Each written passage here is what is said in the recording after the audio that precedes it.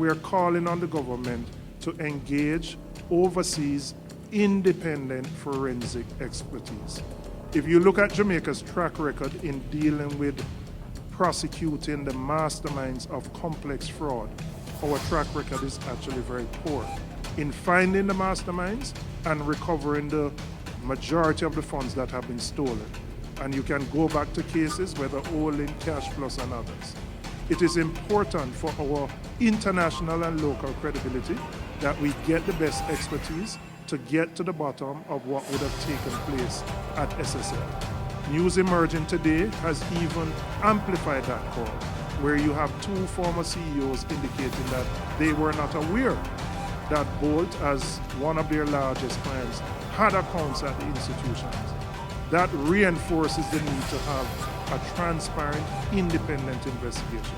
There's a perception in Jamaica that the people who get caught in fraud rackets tend to be what we call the small fries, the liquor people. The people who are well connected, the people who are known, tend not to be prosecuted.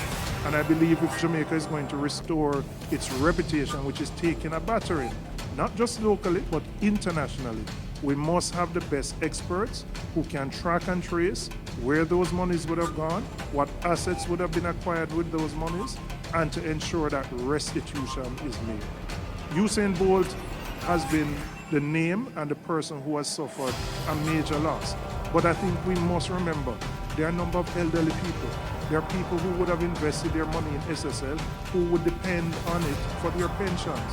There are people who would have been getting monthly or quarterly payments to meet their everyday needs. Those Jamaicans need an answer, and they need an answer now.